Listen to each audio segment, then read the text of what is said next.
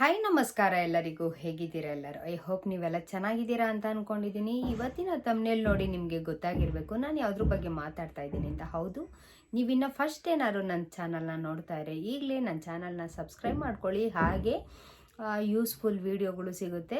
ಹೆಣ್ಮಕ್ಳಿಗೆ ಆಲ್ಮೋಸ್ಟ್ ಜಾಸ್ತಿ ವೀಡಿಯೋಗಳನ್ನ ಮಾಡ್ತಾ ಇರ್ತೀನಿ ನಾನು. ಹಾಗೆ ವ್ಲಾಗಿಂದು ಕೂಡ ಮಾಡ್ತಾ ಇರ್ತೀನಿ. ಹಾಗೆ ಕುಕ್ಕಿಂಗ್ ಆಗಿರ್ಬೋದು, ಹಾಗೆ ಟ್ರಾವೆಲ್ದಾಗಿರ್ಬೋದು. ನನಗೆ ಟ್ರಾವೆಲ್ ಅಂದರೆ ತುಂಬಾ ಇಷ್ಟ.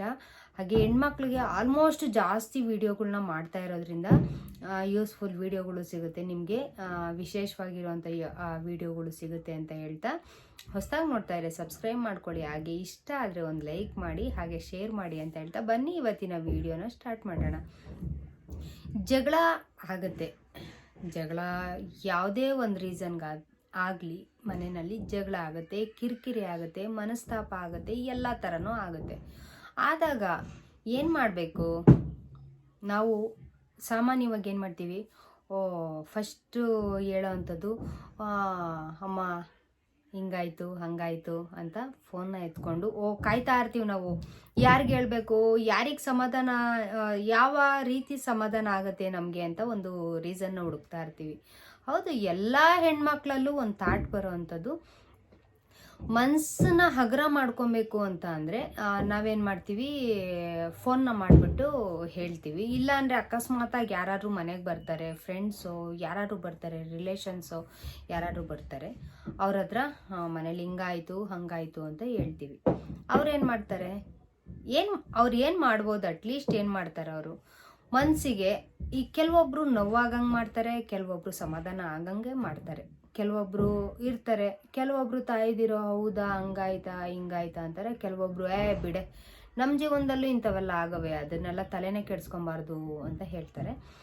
ಕೆಲವೊಬ್ರು ಏನು ಮಾಡ್ತಾರೆ, ಹೌದಾ ಹಂಗಾಗೋಯ್ತಾ ಹಿಂಗಾಗೋಯ್ತಾ, ನಿಮ್ಮ ಮನೆಯಲ್ಲಿ ಹಂಗಾಗೋಯ್ತಾ, ಹಂಗ ಹಿಂಗ ಅಂತ ಕೂತ್ಕೊಂಡು ಕೇಳ್ಬಿಟ್ಟು ಹಿಂದಗಡೆ ಹೋಗಿ ಇವ್ರ ಮನೇಲಿ ಹಿಂಗಂತೆ, ಅವ್ರ ಮನೇಲಿ ಹಂಗಂತೆ, ಗಂಡನೇ ಹೆಂಡ್ತಿನ ಹಿಡ್ಕೊಂಡು ಹೊಡಿತಾನಂತೆ, ಹಂಗೆ ಮಾಡ್ತಾನಂತೆ ಹಿಂಗೆ ಮಾಡ್ತಾನಂತೆ ಅಂತ ಒಂದು 106 ಅದಕ್ಕೆ ಹುಟ್ಟಾಕೊಂಡು ಇನ್ನೂ ಸ್ವಲ್ಪ ಜಾಸ್ತಿನೇ ಸೇರಿಸ್ತಾ ಅವ್ರೇನು ಮಾಡ್ತಾರೆ, ಹೋಗಿ ಇನ್ನೊಬ್ರ ಹತ್ರ ಹೇಳ್ತಾರೆ. ಇನ್ನೊಬ್ರ ಹತ್ರ ಹೋದಾಗ ಏನಾಗುತ್ತೆ, ಅದು ಹೋಗಿ ಏರಿಯಾ ಪೂರ್ತಿ ಸ್ಪ್ರೆಡ್ ಆಗುತ್ತೆ. ಹೌದೋ ಅಲ್ವೋ?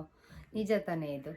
ಎಲ್ಲರೂ ಇದರಲ್ಲೂ ಈ ಥರ ಯಾರು ಒಬ್ರು ಇದ್ದೇ ಇರ್ತಾರೆ, ಅಕ್ಕಪಕ್ಕನೇ ಆಗಲಿ, ಸಂಬಂಧಗಳಲ್ಲೇ ಆಗಲಿ, ಯಾವತ್ತೇ ಆಗಲಿ ಸಂಬಂಧಗಳವ್ರ ಹತ್ರ ನಮ್ಮ ಸ್ವಂತ ಇದರಿಂದ ಹೇಳ್ಕೊತಾ ಇರೋಂಥದ್ದು ಯಾವುದೇ ಕಾರಣಕ್ಕೂ, ಸ್ವಂತದವ್ರ ಹತ್ರ ಯಾವುದೇ ಕಾರಣಕ್ಕೂ ಕಷ್ಟ ಸುಖನ ಹೇಳೋಕ್ಕೆ ಹೋಗಲೇಬಾರ್ದು. ಖಂಡಿತ. ಯಾಕೆಂದರೆ ಯಾರು ಏನು ಸಜೆಷನ್ ಕೊಡಲ್ಲ, ಅವರು ಯಾರು ಯಾವುದೇ ಕಾರಣಕ್ಕೂ ಸಜೆಷನ್ ಮಾತ್ರ ಯಾರೂ ಕೊಡಲ್ಲ. ಇಲ್ಲ ಒಂದು ಸಂಸಾರ ಒಡೆಯೋ ಅಂಥ ವಿಚಾರನ ಹೇಳ್ತಾರೆ, ಇಲ್ಲ ಅಲ್ಪ ಸ್ವಲ್ಪ ಹಂಗ ಸರಿ ಬಿಡು ಆಯಿತು ಏನಾಗಲ್ಲ ಬಿಡು ಸರಿ ಹೋಗುತ್ತೆ ಅನ್ನೋರು ಕೆಲವರು ಇರ್ತಾರೆ. ಇನ್ನು ಕೆಲವರು ಇನ್ನೂ ಕೇವಲವಾಗಿ ಮಾತಾಡಿ ನಮ್ಮ ಜೀವನದಲ್ಲಿ ಇಂಥವೆಲ್ಲ ಆಗೈತೆ ನೀನು ಅನುಭವಿಸು ಅಂತವನ ಅಂತ ಹೇಳ್ತಾರೆ. ಇಷ್ಟೇ. ಇದು ಬಿಟ್ಟರೆ ಬೇರೆ ಯಾರೂ ಏನೂ ಮಾಡೋಕ್ಕಾಗಲ್ಲ. ನಾವಾಗೆ ಮಾಡ್ಕೊಬೇಕು ಅದನ್ನು. ನಾವು ಸಮಾಧಾನಕ್ಕೋಸ್ಕರ ಹೇಳ್ಕೊತೀವಿ, ಬಟ್ ಅವರು ಅದನ್ನು ಇನ್ನೂ ಬೇರೆ, ಇವಾಗ ಮನೇಲಿ ತವ್ರ ಮನೇಲಿ ಹೇಳ್ಕೊತೀವಿ ಅಂತ ಸಮಸ್ಯೆನ ಅಂತ ಅಂದ್ಕೊಂಡ್ರೆ ಅವರು ಇನ್ನೂ ಒಂದು ಕಡೆ ಸ್ಪ್ರೆಡ್ ಆಗುತ್ತೆ. ತವ್ರ ಮನೇಲಿ ಯಾರ್ಯಾರೋ ಇರ್ತಾರೆ, ಅವ್ರ ಹತ್ರ ಹೋಗಿ ಹೇಳ್ಕೊಂಡಾಗ ಅವ್ರ ಹತ್ರ ಸಮಸ್ಯೆನ ಇನ್ನೂ ಒಂದಷ್ಟು ಕ್ರಿಯೇಟ್ ಆಗುತ್ತೆ. ಅವರು ಇನ್ನೊಬ್ರ ಹತ್ರ ಹೋಗಿ ಹೇಳ್ಕೊತಾರೆ, ಅವ್ರು ಇನ್ನೊಬ್ರ ಹತ್ರ ಹೇಳ್ಕೊತಾರೆ. ಈ ಅಕ್ಕಪಕ್ಕದವ್ರು ಏನು ಮಾಡ್ತಾರೆ, ಅಕ್ಕಪಕ್ಕದವರು ಸೇಮ್ ರೀಸನ್ನೇ ಮಾಡ್ತಾರೆ. ಅವ್ರು ಇನ್ನೂ ಹುಟ್ಟಾಕೊಂಡು ಅದಕ್ಕೊಂದಷ್ಟು ಉಪ್ಪು ಖಾರನ ಸೇರಿಸ್ಕೊಂಡು ಹಂಗಂತೆ ಹಿಂಗಂತೆ ಹೋಗೋವಾಗ ಬರೋವಾಗ ಆಡ್ಕೊಂಡು ನಗೋದು ಎಲ್ಲನೂ ಮಾಡ್ತಾರೆ. ನಾವೇನು ಮಾಡ್ಬೇಕು ಅವಾಗ? ಈ ಒಂದು ಸಮಸ್ಯೆನ ಯಾರ ಹತ್ರನೂ ಹೇಳ್ಕೊಳಕ್ಕಾಗದೇ ಇರೋವಂಥ ಸಮಸ್ಯೆನ ನಾವು ಏನು ಮಾಡಬೇಕು ಅಂತಂದರೆ, ಕೆಲವೊಂದು ಟೈಮಲ್ಲಿ ನಿಮಗೆ ತುಂಬ ದುಃಖ ಆಗುತ್ತೆ, ಬೇಜಾರಾಗುತ್ತೆ, ಅಳು ಬರುತ್ತೆ, ನಿಮಗೆ ಏನೂ ಮಾಡೋಕ್ಕಾಗಲ್ಲ. ಇಲ್ಲಿ ಗಂಡನ ಹತ್ರನೂ ಕೆಲವೊಂದು ವಿಚಾರನ ಹಂಚ್ಕೊಳ್ಳೋದಕ್ಕಾಗಲ್ಲ. ಆವಾಗ ನಾವೇನು ಮಾಡ್ಬೋದು ಅಂದರೆ, ಸಿಂಪಲ್ ಆಗಿರುವಂಥದ್ದು ಮನೆಯಲ್ಲಿ ಇಲ್ಲ ಜೋರಾಗಿ ಮನೆಯಲ್ಲಿ ಯಾರೂ ಇಲ್ಲದಾಗ ಒಂದು ಸತಿ ಟ್ರೈ ಮಾಡಿ, ಜೋರಾಗಿ ಹತ್ಬಿಡಿ. ನೀವು ಹತ್ತಾಗ ನಿಮ್ಮ ಮನಸ್ಸು ತುಂಬಾ ಹಗುರ ಆಗುತ್ತೆ. ನಗಬೇಕು ಅನಿಸುತ್ತಾ, ಜೋರಾಗಿ ನಗ್ಬಿಡಿ. ಯಾರೂ ಇರಲ್ಲ ಆವಾಗ ಮನೆಯಲ್ಲಿ, ಯಾರೂ ಇರಲ್ಲ, ಖಾಲಿ ಇರುತ್ತೆ. ನಿಮ್ಮ ಮನಸ್ಸು ಎಷ್ಟು ಫ್ರೀ ಆಗುತ್ತೆ ಅಂತ ನೀವು ಒಂದು ಸತಿ ಟ್ರೈ ಮಾಡಿ. ಹಾಗೆ ನೀವು ಏನು ತಪ್ಪು ಮಾಡಿದ್ದೀರಾ, ಯಾವ ಯಾವ ರೀಸನಿಗೆ ನಿಮ್ಗೆ ಹೀಗೆ ಆಗ್ತಾ ಇದೆ ಅನ್ನೋದನ್ನ ನೀವು ಕೂತ್ಕೊಂಡು ಜಗಳ ಆದಮೇಲೆ ನೀವು ಒಂದು ರೀಸನ್ನ ಗೊತ್ತಿರುತ್ತೆ ನಿಮಗೆ, ಯಾರ್ದು ತಪ್ಪು ಯಾರ್ದು ಸರಿ ಅನ್ನೋದು ಗೊತ್ತಿರುತ್ತೆ. ಅವಾಗ ನೀವೇನು ಮಾಡಬೇಕು ಅಂತಂದರೆ, ಒಂದು ಪೆನ್ನು ಪೇಪರ್ನ ತಗೊಳ್ಳಿ. ಪೆನ್ನು ಪೇಪರ್ನ ತಗೊಂಡು ಅದರಲ್ಲಿ ಬರೀರಿ, ನಾನೇನು ಮಾಡಿದೆ ಅವ್ರೇನು ಮಾಡಿದ್ರು. ಆವಾಗ ನಿಮ್ಗೆ ಅಲ್ಲಿ ಉತ್ತರನೇ ಸಿಕ್ಬಿಡುತ್ತೆ. ನಿಮಗೆ ತಪ್ಪ್ಯಾರ್ದು ಇದರಲ್ಲಿ ಅನ್ನೋದು ಕೂಡ ಸಿಗುತ್ತೆ. ಆವಾಗ ನೀವು ಸಾರಿ ಕೇಳೋದಾಗಲಿ, ಇಲ್ಲ ಸುಮ್ಮನೆ ಇರೋದು, ಸ್ವಲ್ಪ ದಿವಸ ಸುಮ್ಮನೆ ಇದ್ಬಿಡೋದು, ಅವರೇ ಸರಿ ಹೋಗ್ತಾರೆ ಅನ್ನೋದು ತಪ್ಪು ನಿಮ್ಮದೇ ಇದ್ದಾಗ ಅಟ್ಲೀಸ್ಟ್ ಒಂದು ಸಾರಿನಾದರೂ ಕೇಳೋ ಅಂಥ ಮನೋಭಾವನೆನ ನೀವು ಬೆಳೆಸ್ಕೊಳ್ಳಿ. ಇಲ್ಲ ನಾನು ಈಗೋ ನಾನು ಹಿಂಗೇನೆ ನನ್ನ ಮನಸ್ಸಲ್ಲಿ ನನಗೆ ಈಗೋ ಅನ್ನೋದಿದೆ, ನಾನು ಸ್ವಾರ್ಥಿ, ನಾನು ಯಾವುದೇ ರೀತಿ ತಪ್ಪು ಮಾಡಿಲ್ಲ ಅಂತ ಅಂದ್ಕೊಂಡ್ರೆ ಅದು ನಿಮ್ಮ ಒಂದು ತುಂಬಾ ಜೀವನದಲ್ಲಿ ತುಂಬಾ ಎಫೆಕ್ಟ್ ಆಗುತ್ತೆ. ನೀವು ತಪ್ಪು ಮಾಡಿದ್ದೀನಿ ಅಂತ ಅನಿಸ್ದಾಗ ನಮಗೆ ಒಂಥರ ಗಿಲ್ಟ್ ಬರ್ತಾ ಇರುತ್ತೆ. ನಮಗೆ ನಾನು ತಪ್ಪು ಮಾಡಿರೋದಿದ್ದು, ಅವ್ರದ್ದೇನು ತಪ್ಪಿಲ್ಲ ಅಂತ ಅನಿಸುತ್ತೆ. ನೀವು ಕೂತ್ಕೊಳ್ಳಿ, ಕರೆಕ್ಟಾಗಿ ಕೂತ್ಕೊಂಡು ಬರೀರಿ. ಬರೆದಾಗ ಎಲ್ಲಿ ಯಾರ್ದು ತಪ್ಪಿದೆ ಅಂತ ನೀವು ಬರೆಯೋವಾಗೇ ನಿಮಗೆ ಗೊತ್ತಾಗ್ಬಿಡುತ್ತೆ. ಆವಾಗ ನೀವು ತಪ್ಪಾಯಿತು ಅಂತ ಸಾರಿ ಕೇಳೋದ್ರಲ್ಲಿ ಯಾವುದೇ ರೀತಿ ನಿಮಗೆ ಮೋಸ ಏನಾಗಲ್ಲ. ಅದು ಇನ್ನು ಸಂಬಂಧನ ಒಂದು ಗಟ್ಟಿಯಾಗಿ ಬಾಂಧವ್ಯನ ಬೆಸ್ಕೊಳ್ಳುತ್ತೆ.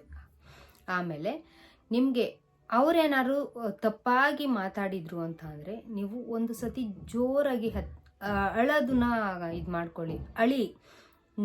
ನಗು ಬಂದಾಗ ನಗಬೇಕು, ಅಳು ಬಂದಾಗ ಅಳಬೇಕು. ಸುಮ್ಮನೆ ನೀವು ಯಾರ ಹತ್ರನೋ ಹೇಳ್ಕೊಂಡ್ರೆ ನಿಮಗೆ ಸೊಲ್ಯೂಷನ್ ಸಿಕ್ಕಲ್ಲ. ಇಲ್ಲ ಅಂದರೆ ಇನ್ನೂ ಒಂದು ಲಾಸ್ಟ್ ಪ್ರಯತ್ನ ಹೆಂಗಿರಬೇಕು ಅಂತ ಅಂದರೆ, ದೇವ್ರ ಹತ್ರ ಕೂತ್ಕೊಂಡು ಹೇಳ್ಕೊಂಬಿಡಿ. ದೇವರು ಕೇಳಿಸ್ಕೊತಾ ಇರ್ತಾನಲ್ವಾ, ಗೊತ್ತಾಗುತ್ತಲ್ವಾ.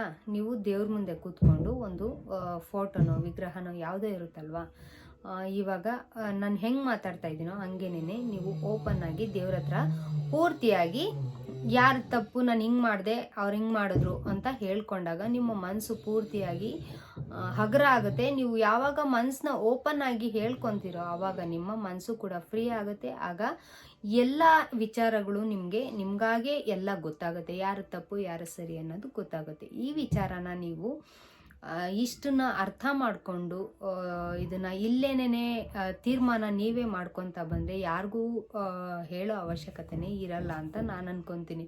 ಯಾಕೆ ಅಂದರೆ ಎಲ್ಲರೂ ಒಂದೇ ಥರ ಇರಲ್ಲ. ಫ್ರೆಂಡ್ ಸರ್ಕಲಲ್ಲೂ ಕೂಡ ಇರ್ತಾರೆ ಕೆಲವರು, ಕಷ್ಟ ಅಂದರೆ ಹಂಗ ಹಿಂಗ ಅಂತ. ಕೆಲವರು ಮರ್ಗೋರು ಇರ್ತಾರೆ, ಕೆಲವರು ಕಲ್ಲು ಮನ್ಸಿರ್ತಾರಲ್ಲ ಅಂಥವ್ರು, ನಮ್ಮ ಮನೇಲೂ ಹಿಂಗೆ, ನೀನು ಅನುಭವಿಸು, ನಮ್ಮ ಮನೇಲೂ ಹಿಂಗೆ, ನಿಂದು ಅದೇ ಅನ್ನೋ ರೀತಿ ಎಷ್ಟೋ ಜನ ಇರ್ತಾರೆ. ತುಂಬ ಜನ ತುಂಬ ಕೇವಲವಾಗಿ ಮಾತಾಡೋರು ಇರ್ತಾರೆ, ಸಂಬಂಧಗಳಲ್ಲಿ ತುಂಬ ಕೇವಲವಾಗಿ ನೋಡ್ಕೊಳ್ಳೋರು ಇರ್ತಾರೆ, ಹಾಗೆ ಅಕ್ಕಪಕ್ಕದವರು ಇರ್ತಾರೆ. ಇಂಥವ್ರ ಹತ್ರ ಹೆಂಗಿರಬೇಕು ಅಂತ ಅರ್ಥ ಮಾಡಿಕೊಂಡು ಜೀವನನ ಈ ರೀತಿಯಾಗಿ ನೀವು ಸ್ವೀಕರಣೆ ಮಾಡಿಕೊಂಡು ಸಂಸಾರನ ಸುಖವಾಗಿ ನೋಡ್ಕೊಳ್ಳೋ ಅಂಥದ್ದು ನಿಮ್ದಾಗುತ್ತೆ. ಈ ವಿಡಿಯೋ ಇಷ್ಟ ಆಗುತ್ತೆ ಅಂತ ಅಂದ್ಕೊಂಡಿದ್ದೀನಿ. ಖಂಡಿತವಾಗ್ಲೂ ಇಷ್ಟ ಆದರೆ ಒಂದು ಲೈಕ್ ಮಾಡಿ, ಹಾಗೆ ಸಬ್ಸ್ಕ್ರೈಬ್ ಮಾಡ್ಕೊಳ್ಳಿ, ಶೇರ್ ಮಾಡಿ ಅಂತ ಹೇಳ್ತಾ ಮುಂದೆ ಯೂಸ್ಫುಲ್ ವಿಡಿಯೋದೊಂದಿಗೆ ಸಿಗ್ತೀನಿ. ಅಲ್ಲಿವರೆಗೂ ನಿಮಗೆಲ್ಲ ಟೇಕ್ ಕೇರ್, ಬಾಯ್.